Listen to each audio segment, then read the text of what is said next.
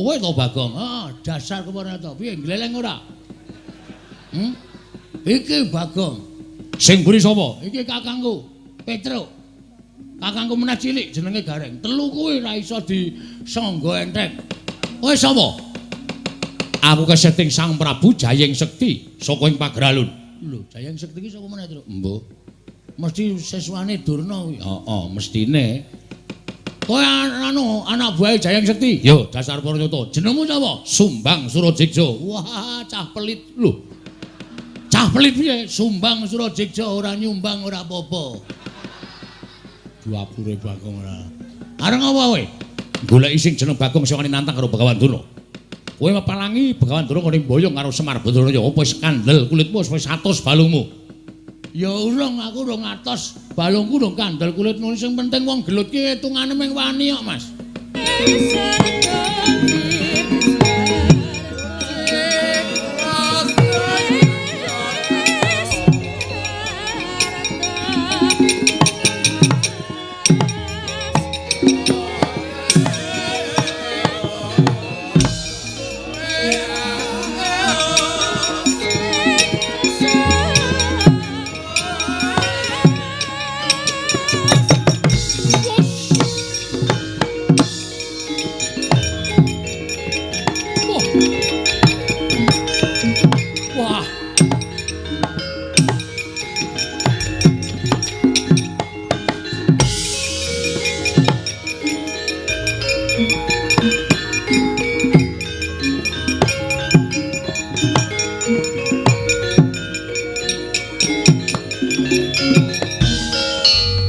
Keparanggul mungguing ayuda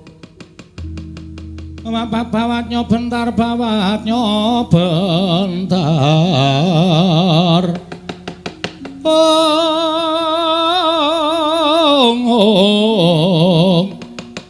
kebabaknya mungguing alogo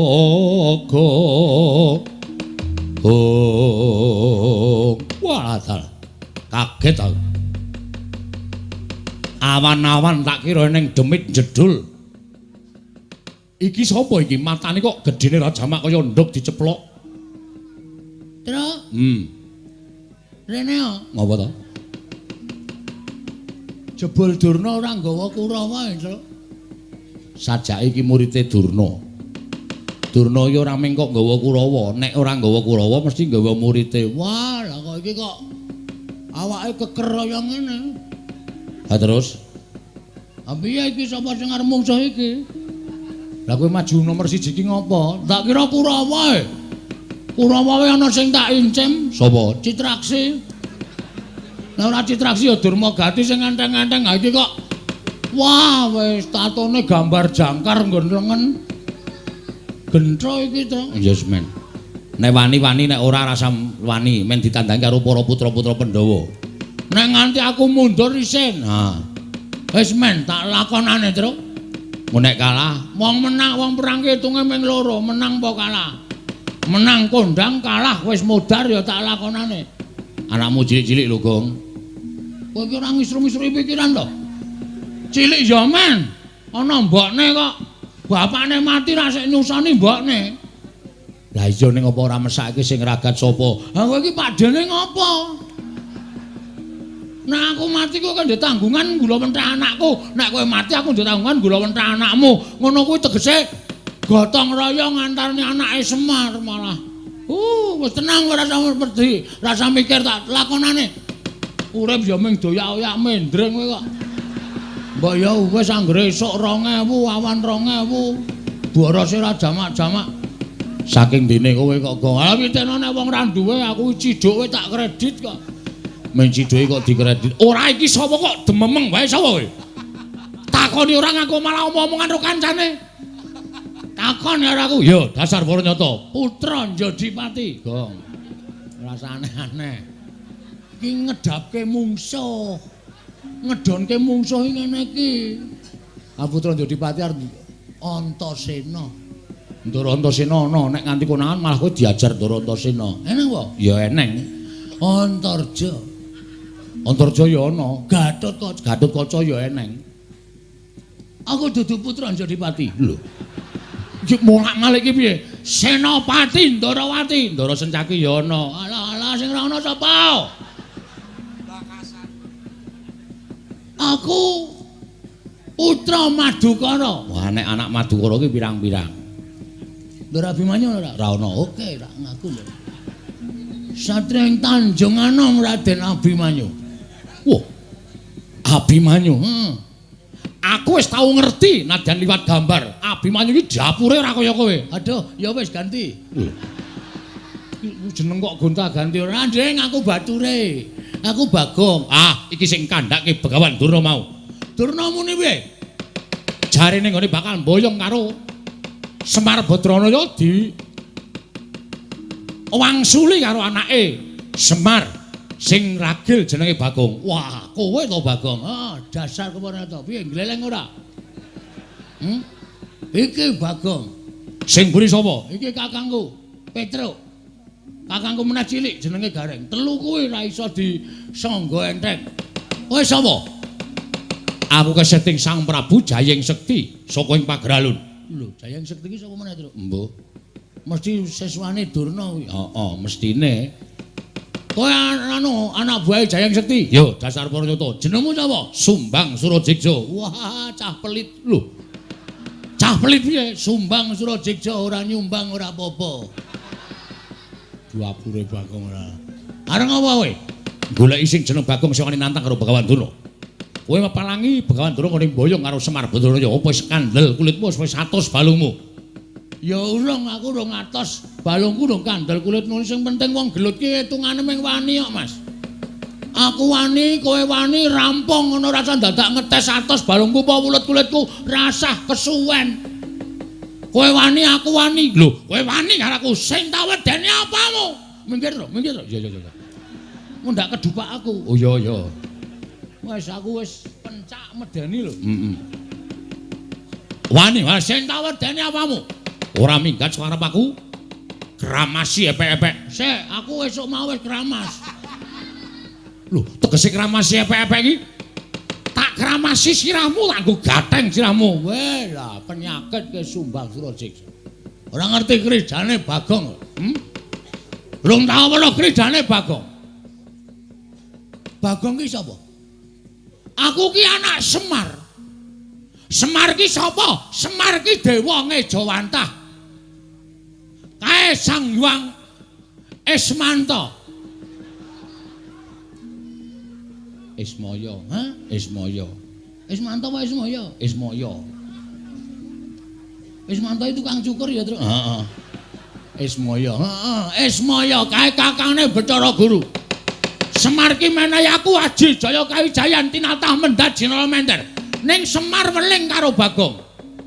Kowe tak newehi kekuatan tak nehi Aji Jaya Kawijayan, Gong. Ning aja tok nggo sewiyah-wiyah. Nggonen nek dalam waktu kamu memang apa kowe berhak menggunakan utawa kepepet. Ha iki masalahe bengi iki aku wis kepepet. Sum sapa? Jenengmu sapa? Sumbang Surajigja. Kon ngundang sapa nek ora Sum? Ya wis sakaremu. Aku kepepet. Kowe nantang karo Bagong sawangan iki epek-epekku iki. Lho, epek-epekmu ngopo? Iki nek nganti engko malih abang, tebake diadamu ora jemblong tekan geger, aja diundang Bagong. Aku ra wedi. Aduh. Cilaka iki. Ngapusi ora sukses iki. Apa anggapmu aku wedi karo tanganmu? Aku ora wedi. Ayo cobanen. Matno sastra Jenderal Tani Jaya ora bakal tak tinggal loncat. Maju sejang ae. Untamke nyawamu marang kayanganing Bathara Yama Dipati.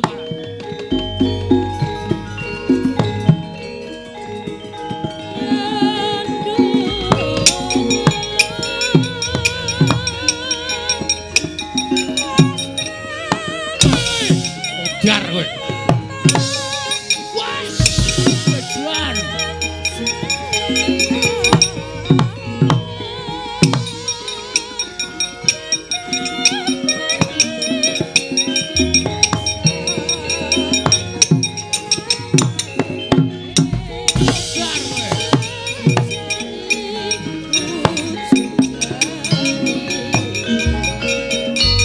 Wis Gong. Aja dipisah.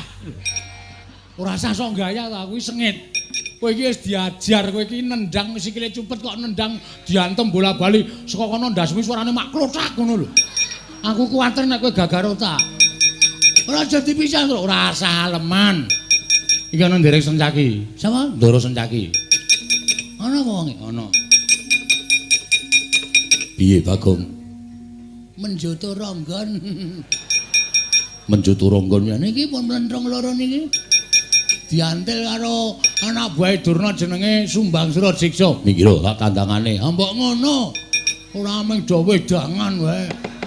Kene nyambut gawe piyai-piyai do lenggan. Mangkat. Yo Bagong. Ah ngono. Serang. Yo.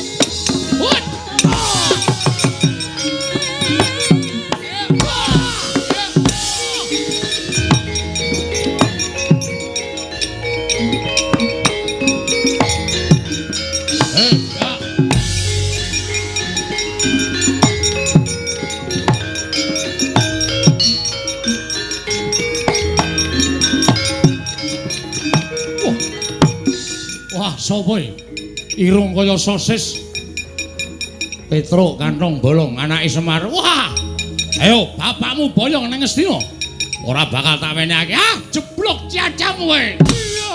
Wah, mati kowe. Oh, iya.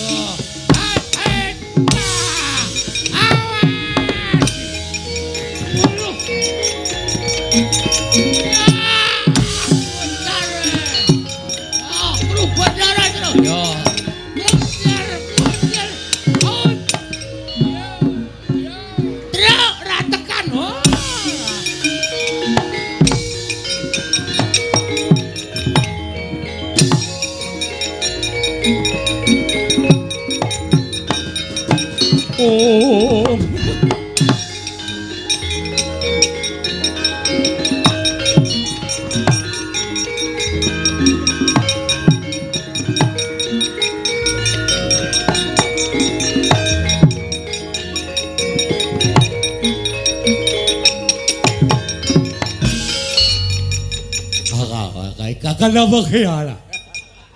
Akai jaga apa silade? Kata apa kecil kakak mana? Pedro, Nun. mungsuhmu iki. Lah pripun? Rene. Akadik begila sapa ini apa? Mumet ta. Piye ora? Kata apa silade? Sagabak kecil siapa ni? Gong, goleki kakangmu lho. Masa kakangku kan kowe? Ora iki anake Semar Buangan biyen. Rene apa? Agak gede. Ajak kece Pak, ajar. Wah, radong. Agak dah. Agak jagale. Agak betul di sini. Agak kecil juga salah kata. Kowe dong boleh. Ora. Aku iso ngomong meneng wae to ngerti wangsuli rak beres. Ada. Agak kamu ada. Agak dia. Agak dia ni. Piye Tru iki salusine piye iki? Langsung dipateni apa? Aja.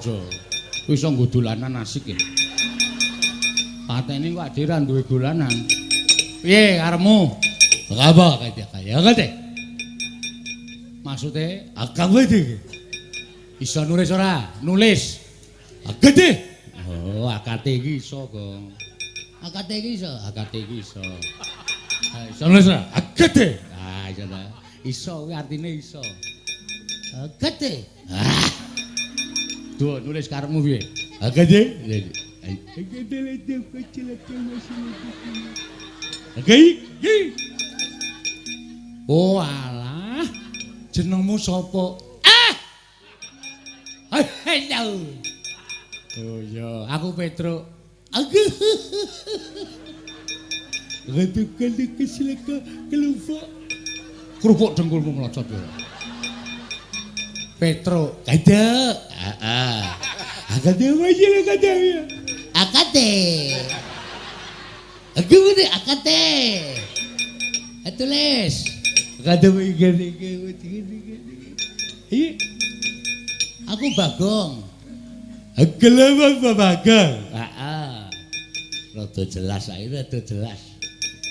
Sirmu aku wate sawala kata kawaya kata wisya sebari tile bagai. Puyer Patro.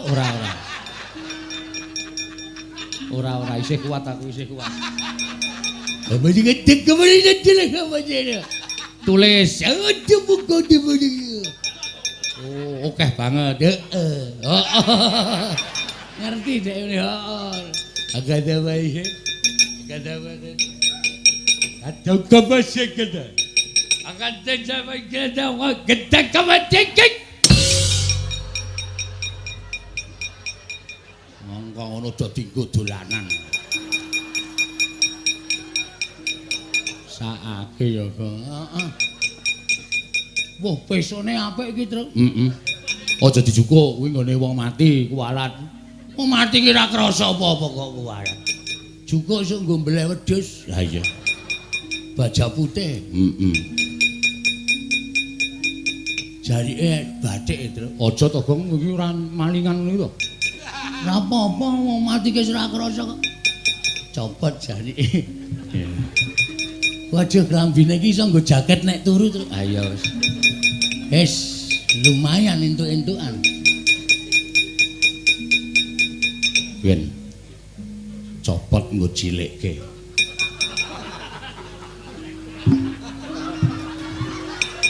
Lumayan mereke GT Men. Ayo.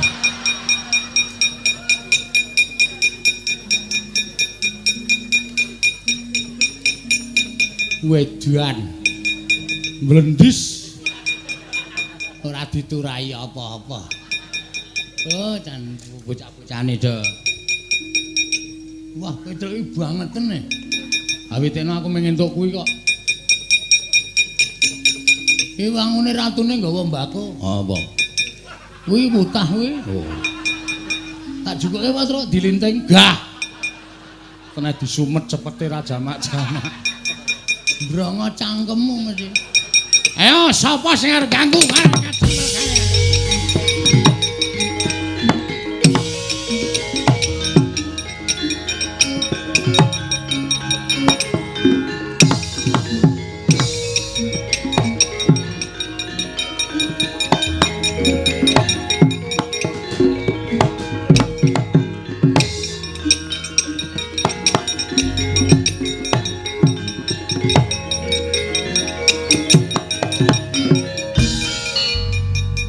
Jah lho Mbah.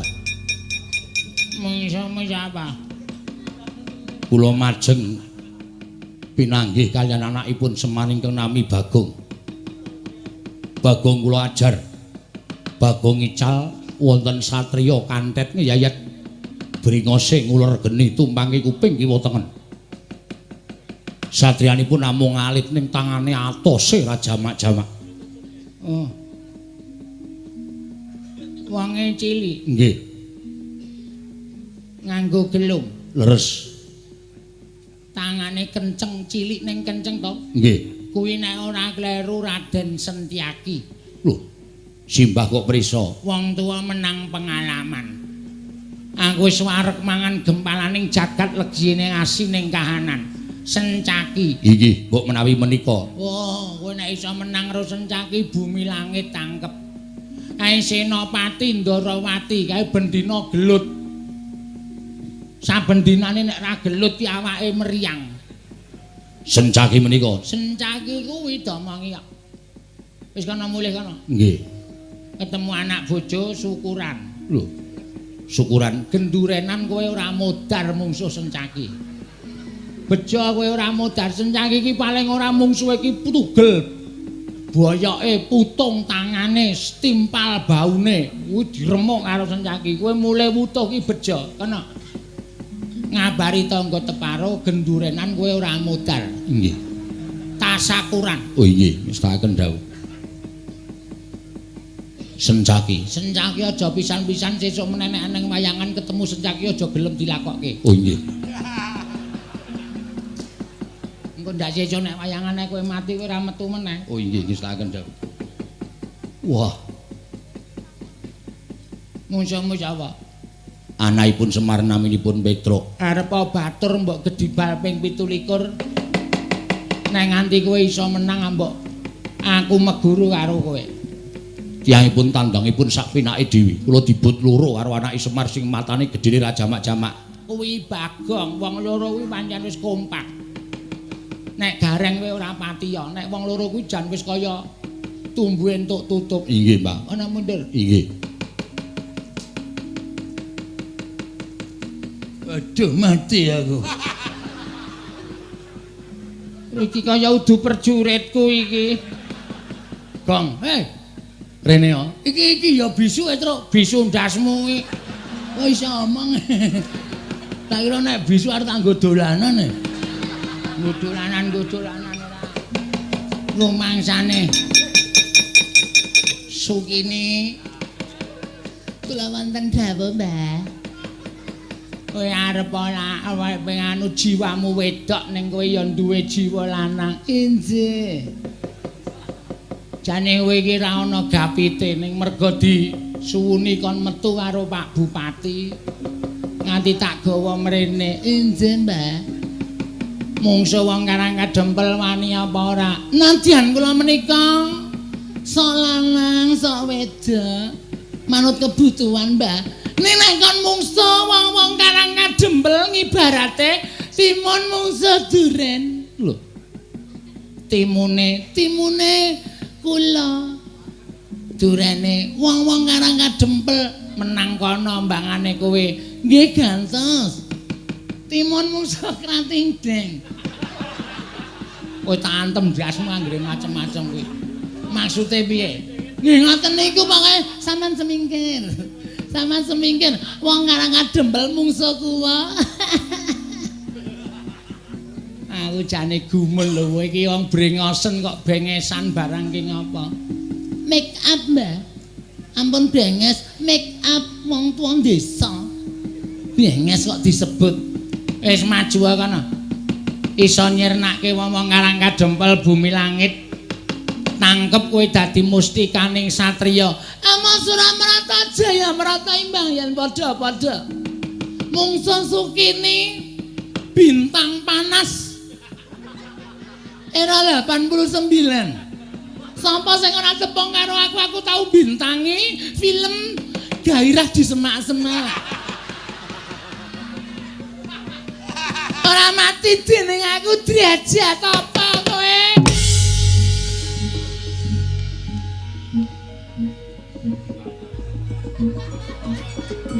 Miyaga do petuk. Jleng kuwi kethuke kedhuk ngono kok dok. Kalau bayar pira kowe? Semangkean ora.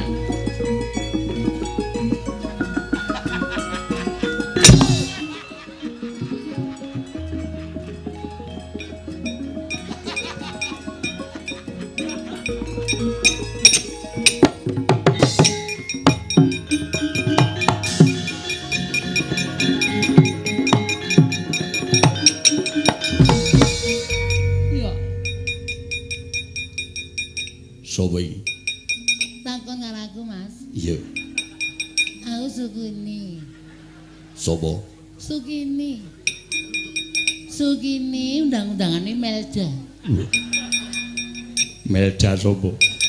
Sukini ya ampun Mas iki cilik ning ganteng banget sih Mas. Apa jenengmu Mas? Aku Setyaki. Setyaki Setyampo aki cilik. Ya ampun cilik ning ampuh.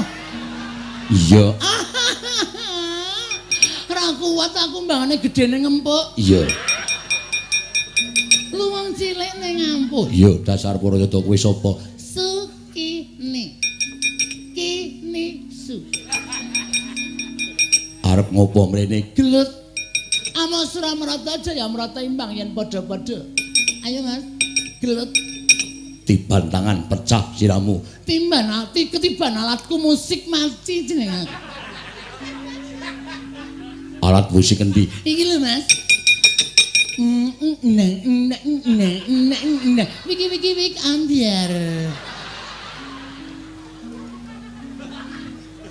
Gilane. Ya ampun, Mas Setyaki mbok yo didadekke sik regane. Ya ampun. Melayu ya ampun. Gilane. Nggih, wonten dawuh, mundur nggih. Sampeyan kewirangan. Mungsuhe ora kaya sakbaene. Kula ingkang badhe nugel janggane pun boten saged kula elekke, kula semanggaken.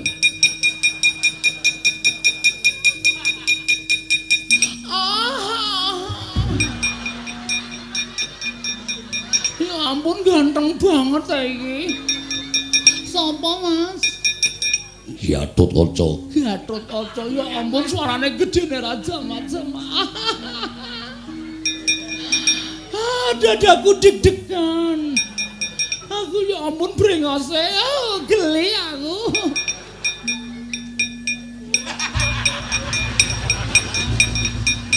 Raden, jangan gitu dong. Padahal aku wis nafsu banget loh Raden. Raden, ya ampun malah lunga.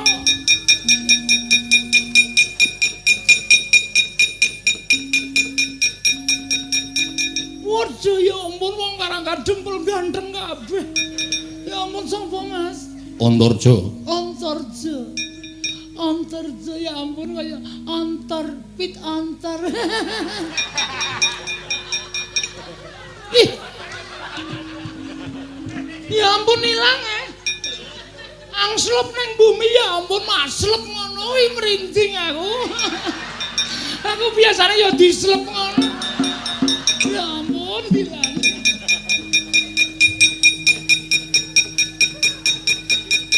Sapa? Antasena. Kowe sapa? Sukini. Tak goleki mungsuh gelem. Gelem ya ampun gelem lho. Sing kuat ya. Ya.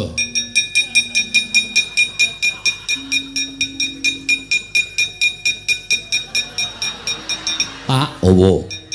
Mungsuhe ampuh banget. Paman Setyaki, Kakang Haruwaca, Kakang Turjo melayu kabeh. Aku ya arep melayu. Wah, edan. Yen kewirangan wong tuwa.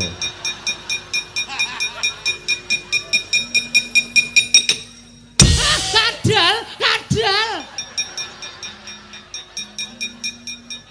Kaget aku. Ya ampun deg-deg blas. Ya ampun.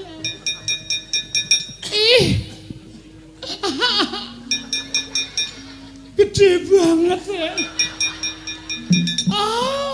Aku pasti terpuaskan. Sopo Mas? Sopo? Iki sapa omong kok menjap-menjep. Wow, Antasena asu.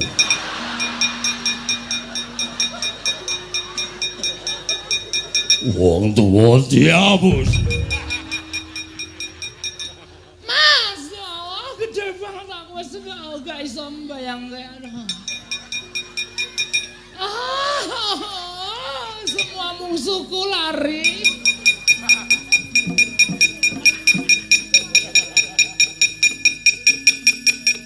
Piye, Pak?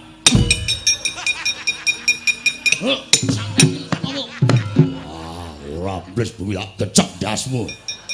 Wah, Werkudara ditukke banji.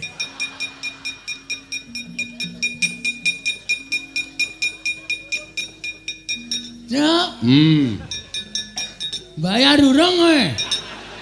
Bayar cengelmu. Ayo lho wangi rene. Piye yo, tonyo wae yo, ngreget-ngregeti ora. Aku kanthi kaya ngono kae tak pethone. Aku wae. Ha iya. Aku arep methoke kok kowe muni aku wae iki mesti punya maksud kowe. Mana? Mbane ra entuk sasaran terus. Nekat tenan.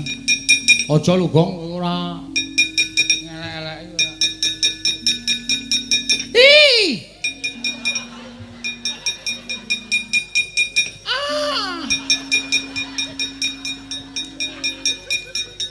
Piye, Gong? Karo rupaku gila wae ya. Tak methuk iki mah merem ngono. Akae sing digoleki ya wong bagus-bagus kok iki rupane kaya ngono kok. Kasandana ning kene wae engko tak. Ya ampun iki ngopo iki jenggote do banget ngopo iki. Ya men dingu kok ora entuk dipatang griseni ya ampun. Mbok irunge ra ngene iki to, Mas. Aku dadi kelingan sing ora-ora.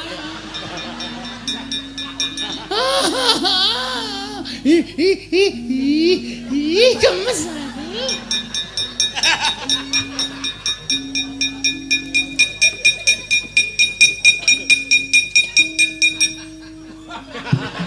Ora ngono kuwi to, Mas.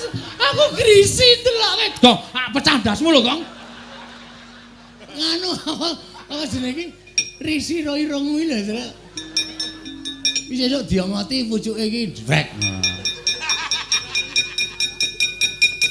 Awas ora mrata jamrata pengen padha kok iki ora dijabuti. Wah, brengos kok anu jengkol kok dijabuti ora.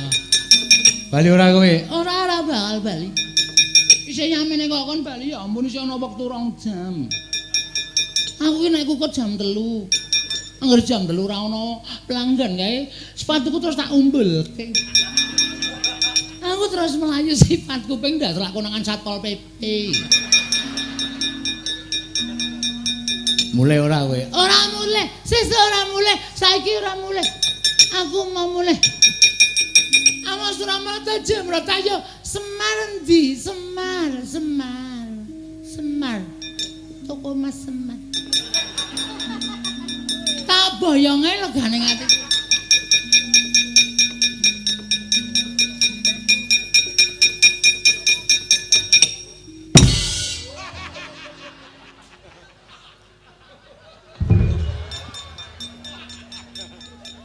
Ya ampun iki mati barang isin jengat e rune.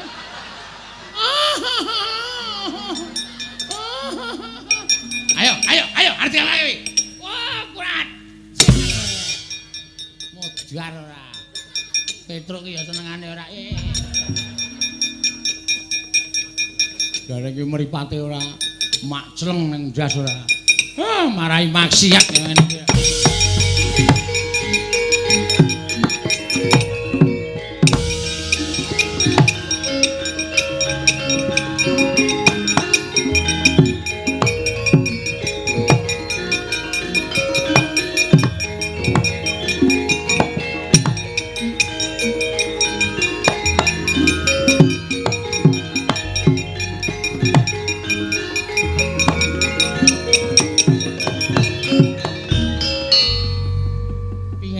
Sukini.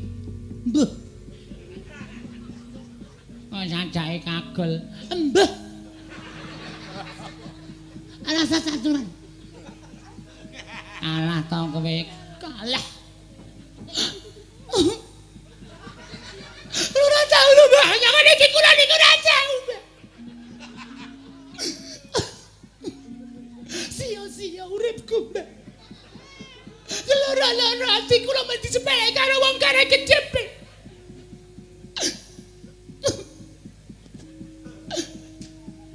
Kana adus kana. Nek muring-muring terus apa-apa dipecahi, apa-apa dipecahi. Ndak malah ngententeke apa-apa. Sinuwun kados pundi kawontenan menika sinuwun kula sumangga.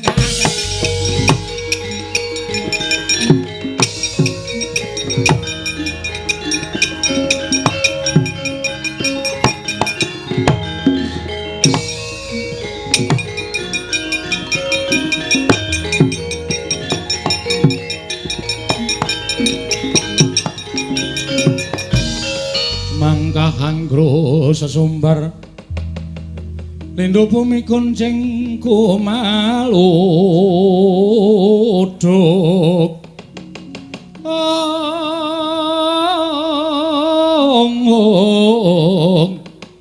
kumaluduk guntur ketup lumembak penyu kang kumambang prajurit padha piyaos sak landhean. Wah, wangune wong karang kadempel ora kena disangga enteng. Konangan Prabu Jayeng Sekti ora padha kukut genderane aja tuntang nata pagelaran barat.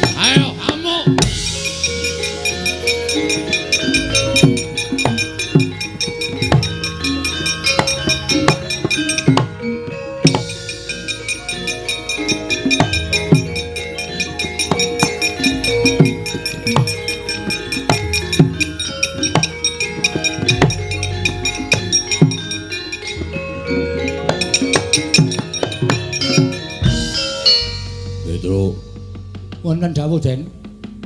Anak-anakku do bubar. Gatotkaca ndelik nang Mega Nurjambles Bumi Setyaki mlayu golek papan pendelikan. Eneng apa? Sing maju murite Begawan Durna. Jenenge kula mboten ngerti. Ning ingkang rayi Ndara Setyaki dipun cokot dipun getak kontal. Ndara Garukaca dipun cokot dipun getak kontal. Pripun Den iki nek mboten wonten sing keparangi krijane murite Durna niya. Napa ya kelakon kula kelangan bapak tenan Ndara? Wah.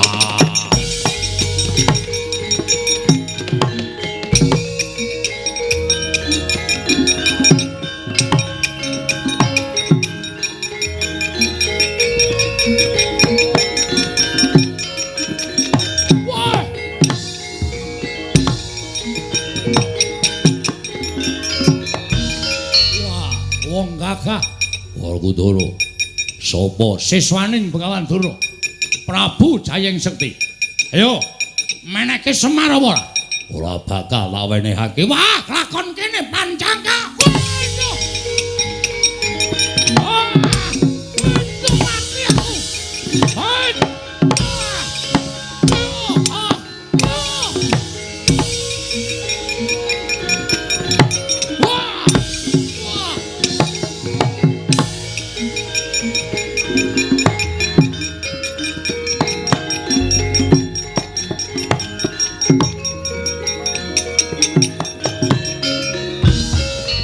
Maning jajaran Sukertaning Bawana wangina karo Prabu Jayeng Sekti. Ora minggat saka arep aku tiban panah Kyai Candra Wirayang. Ya Kyai stop kontak. Ora kakon mati dening aku derajat apa.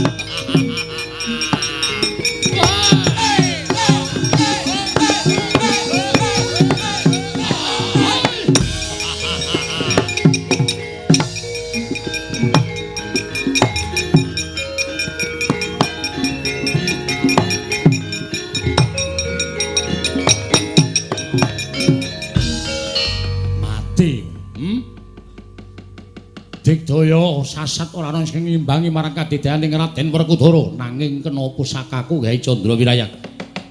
Ora nggletak apa dianggep aku ora iso ngalahke karo kowe? Ayo, ora bakal bisa nglawate prajurit lemboke Pakun Jaran Jeneng Antiwal para Pandhawa.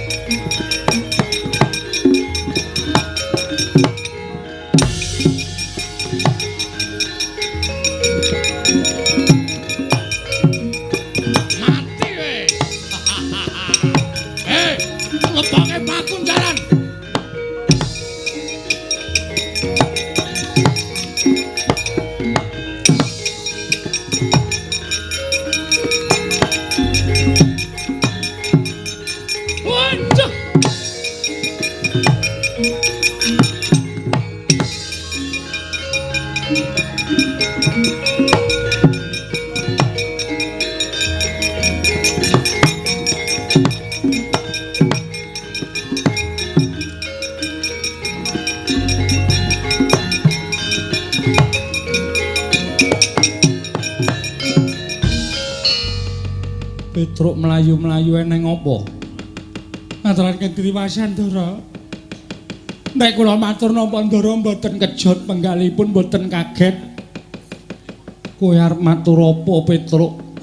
Katon gugup.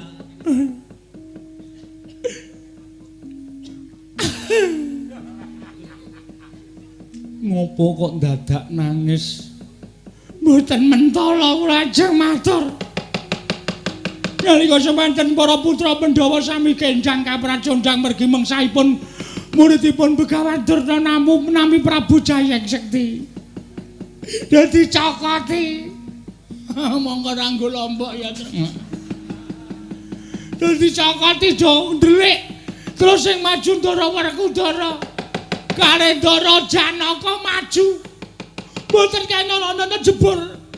Siswane Durna niku ampun tenan, Den. Kula sawang saka katebian Ndara karo Werkudara Ndara Janaka dilepasi pusaka. Saniki mboten ngerti temputi papan dunungipun tasih sugeng napa sampun seda, Ndara.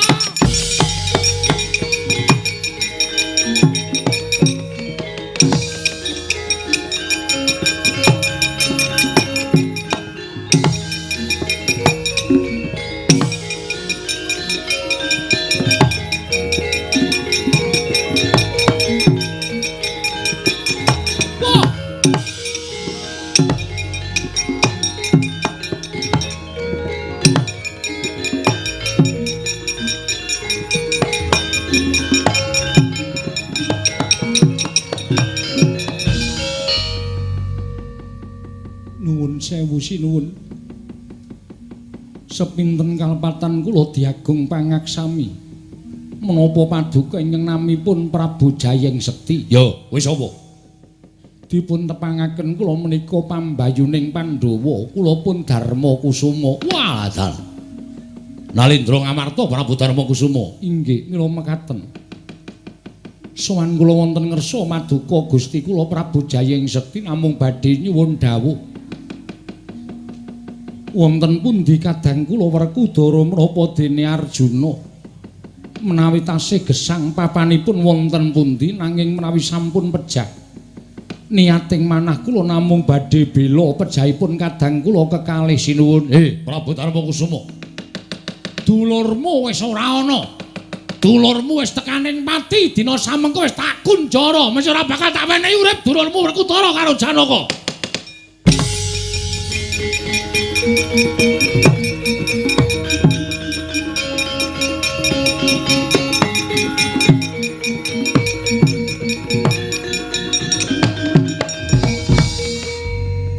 Gusti kula sesemban kula ngaturaken panuwun ingkang tanpa pepindhan dene paduka ingkang sampun saged nyuwargakaken dhateng Arjuna menapa dene Werkudara. Mbok menawi sampun pinesti dhateng purbaning Wang Mahanasa sampun cekap semanten tulisipun kadang kula kekalih anggenipun gesang wonten ing Malam Padang. Malah sak mangke sampun ngantos kadang kula kewala ingkang dipun sampurnakaken. Mugi keparenging galih kula badhe nderek nyuwun tulung dhateng paduka sinuwun Prabu Jayeng Sekti keparenga amurba masesa dhateng gesang kula. Sampun boten wonten ginanipun kula gesang wonten ing Madyapada bebasan sarah mungguing lautan. Wastra lungset ing sampiran menawi kadang kula kekalih sampun boten saged kinukup gesangipun sinuwun. Kula nyuwun dipun sampurnakaken. Wah, candak pakunjaran papanmu Baladewa. Wah.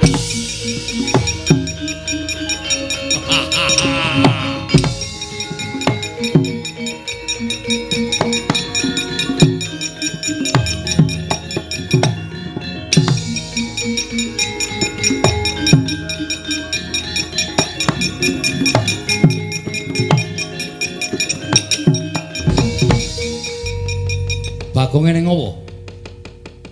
Eneng apa Bagong piye kahananing peperangan? Wis niki kurang-kurang bedane sampean kelangan bapak. Lho. Kelangan bapak piye? Bapakku wis ora ana suwe. Kanjeng Rama Basudewa wis seda suwe. Wah, wis. Pahit iki. Sampeyan paham mboten maksud kula, sampeyan mboten kelangan bapak sampeyan. Ning kelangan bapak kula. Bapak Semar mesti iso diboyong kali Begawan Durna. Lho, sebabe Ndara Werkudara ical. Lho, Werkudara ilang? Nggih. Ndara Janaka ilang. Lho, Janaka barang ilang. Heeh. Terus sing terakhir Prabu Puntadewa ilang. Lho, Puntadewa ya ilang. Heeh. Meng bengok-bengok sak. Ora gek temandang aku wae iso nek piye. Werkudara ilang. Janaka ilang. Terus ngapa nek ngono? Mbok ya temandang jemangkah kaya biasane kae. Nek dilapori apa-apa terus mana maning jajaran ana wong manungsa glendeng nang kono. Mana Baladewa? Kok meneng wae ngopo kowe? Ati was ora ana gunane lek laporan. Nek sampean meneng wae, wah panus maning jajalan. Nah iki mulai iki.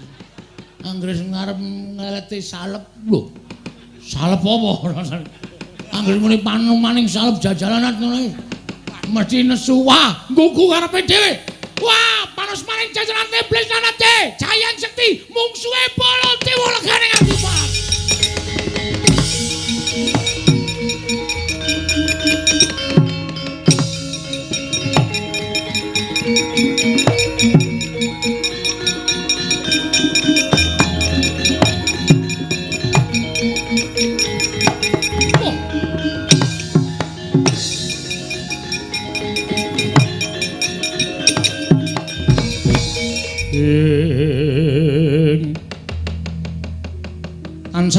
maring sukma sinukmaya winaya wing ngasepi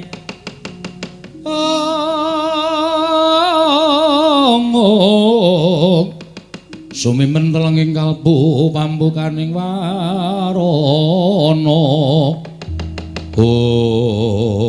wah Ratu Mandura Prabu Baladewa ora pangling aku wis tau ngerti kondange yen duka mesti nggilani tandange ya ora bakal kowe tak mor marang para Pandhawa nanging wing bakal tak gawe wirang keclorong Kyai Candra Winayang ora salin wujud dadi wujuding macan aja tuntang nata Prabu Jayang Sekti Parat.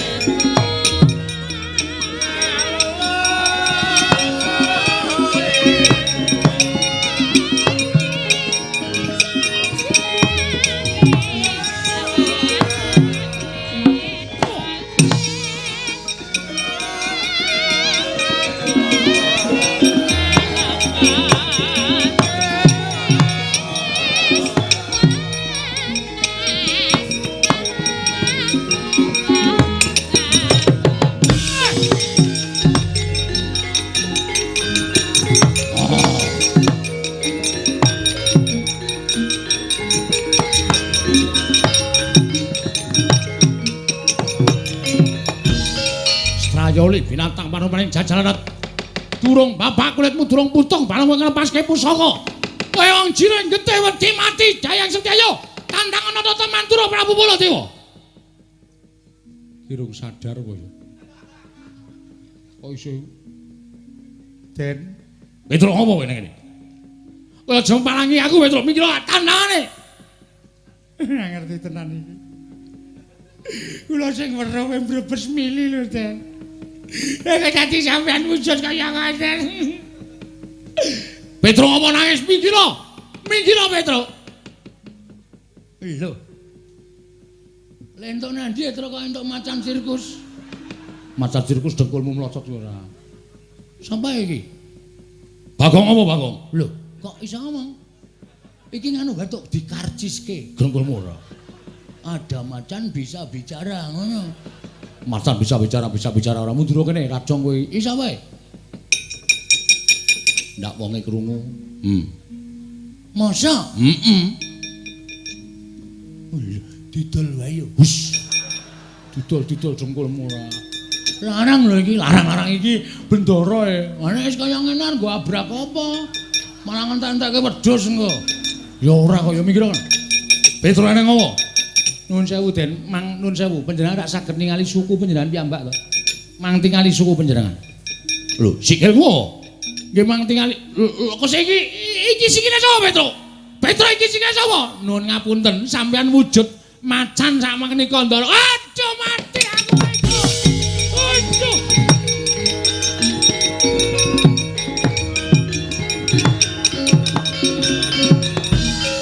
Aduh mati Petro.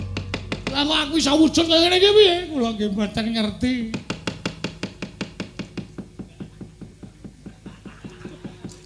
Kula nggih ora ngerti. Aku tadi iso wujud kaya ngene iki piye, Petro? Kula nggih mboten ngerti. Aduh, wah edan tenan. Masa macan nek ngentut muni ya, Tru? Ayo muni kok ya. Wah, aku anu buntute munggah dadi ketok kaya kentrang jengkulmu. Omongane kok sekono pun matur bapak mawon. Bapakmu nanti aku njaluk tulung kawujude kaya ngene piye nggih.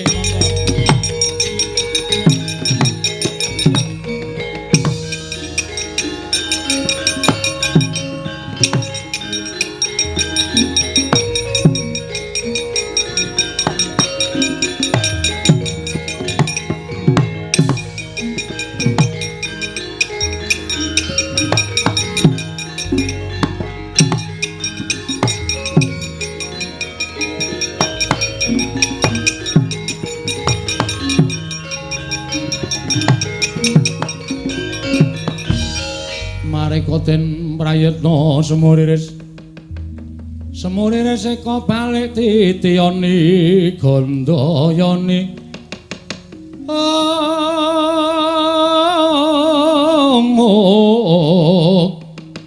Trisanya purnama sasi gilaran ing tengah latar. Petruk iki sapa? Mangdangu piyambak Pak ora mentala. Macan kowe iki sapa? Kakang Semar aku mati aku Kakang. Lah kok aku dadi wujud kaya ngene iki piye Semar? Lah kok suarane Sinuwun Mandura? Lah nggih. Kenang apa iki mau? Majeng wonten ing pabaratan ing pusakanipun Prabu Jayeng Sekti. Wah, pusakane ampuh banget, Pak. Pandhawa kepikut Ndara Baladewa kena pusaka dadi wujud macan kaya ngeten Semar. Semar aku tulungono Kakang, Semar aku tulungono aja nganti wujud kaya ngene aku ndak ora iso bali ning negara Mandura Semar. Nggih. Pun pancen iki pinesti kudu kaya ngeten pacoban sing ditampa dening Pandhawa. Mboten pacoban sing enteng ning pacoban sing awrat. Ning ewa semanten kudu dilakoni. Aja nganti disingkiri, aja nganti gresula. Nek gresula kalih nyingkiri niku padha karo ora percaya marang panguwasaning Gusti. Yo, Semar. Aku piye apa aku iso bali kaya wingi-wingi? Saged. Wong sing nyipta utawa sing gawe sampeyan wujud kaya ngeten niku dudu wujuding utawa dudu Gusti. Ning menungsa lumrah. Mula nadyan wujud kaya ngapa sampeyan iso disranani iso disarati. Sarate-sarane piye? Ndara kula Pandhawa ical, Ndara Puntadewa, Ndara Werkudara, Ndara Janaka. Ya. Mang goleki. Mang bundeli emek omongane Semar. Nek sampeyan iso ngetemu karo Ndara Puntadewa, Werkudara, Janaka sing dipikut mungsuh niku sampeyan iso bali kaya wingi-wingi. Nek sampeyan ora iso nemokke, nuwun sewu ya sak lawase kaya ngeten niku. Aduh, mati aku Petruk piye Petruk? Angge digoleki mboten sak bingung. Sampeyan bingung malah mangke ora ketemu malah dadi macan selawase. Ora coba Mandura kumplang. Iya, nggih pun di nganu lakoni mawon. Nggih Ndara dilakoni mawon. Sampeyan mang goleki pakunjarane Ndara-ndara kula Pandhawa. Kula kanteni anak kula Gareng, Bagong kalih Petruk. Petruk kowe ngentutno macan. Waduh. Ae sing ora mlebu warung ya terus. Macan mlebu warung ya bubar ora karu-karuan. Nah aku malah cocok wong bakule barang melayu dadi gratis. Wah kuwi ngeyel nek wis niatmu pancen ndoglas kok Gong. Ayo semen. Ndoglas iki bahasane biyen lho ya. Ora apa-apa waton doradong kowe ora masalah. Ayo. Pun ngoten mawon, yen ngono aku njaluk pamit nggih sing ati-ati. Lah kowe piye Semar? Pun kula urusane awak kula dhewe. Kula wis tuwa ora usah dikuwatirke, upama kula niku mati ya wis sak trepe wong nyatane kula wis tuwa. Ya aja mati, Pak. Wis to. Rasa kuwatir karo bapakmu, Pak ampun pejah lho, Pak ampun seda lho. Nala Gareng rasa kuwatir. Ya nek mati omong tangga teparo, Pak, kok nancepke men urip meneh. Nancepke apa? Stop kontak. Lho padhae Semar iki suka ces-cesan lho piye? Kok nancepe ora pun rika mangkat. Yo, Semar aku njaluk pamit nggih, sing ati-ati ampun kados lari alit, Ndara.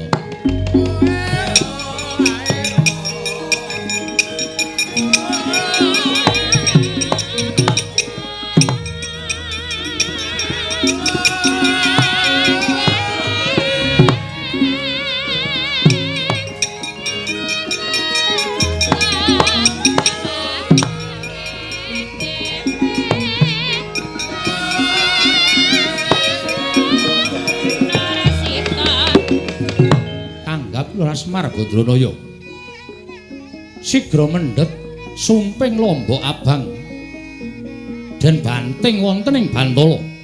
Eling-eling Lara Semar diwonge jawantah sak ciptane dadi sak sedyane ana. Dupi sumping lombok abang binanting wonten ing Bantala. Ana wujud Semar sami kalian Semar ingkang saestu datan hinggang sarikma.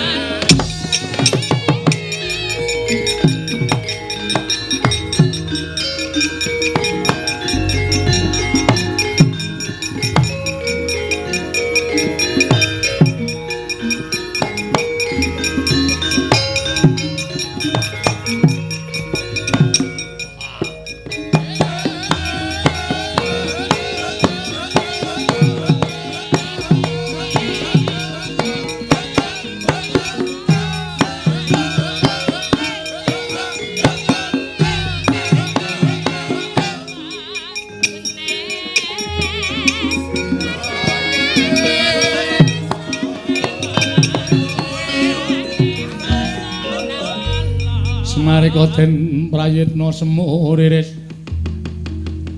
semuriris eko balik titiyani kandayani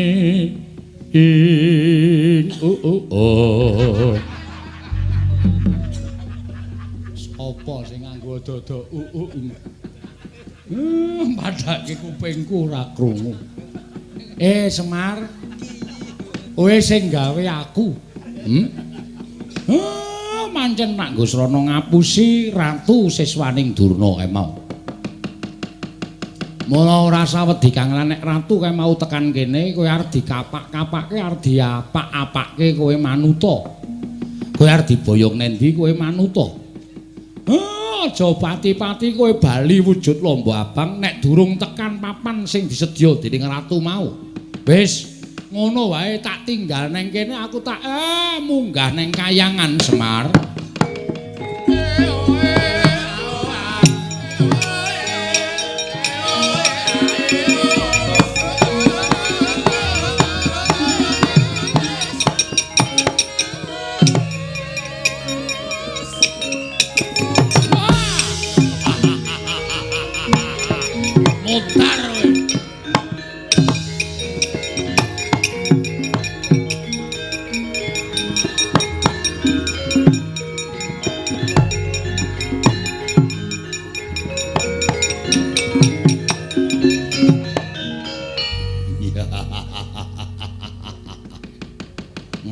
wong digdaya ngaku kowe titis dewa ning kowe ora bakal menang karo Prabu Jayeng Sekti bendaramu kabeh wis tak pikut ora-orane bakal tak gawe macak mesti bakal tak pateni mung kari kowe tak aturke Bapa Penemban Durna aku iso mikut Semar Badranaya wah lah bakal entuk ngelmu sing tak karepake saka Penemban Durna Mbuh, kowe arep dadi apa kuwi dudu perkaraning Prabu Jayeng Sekti Semar Badranaya.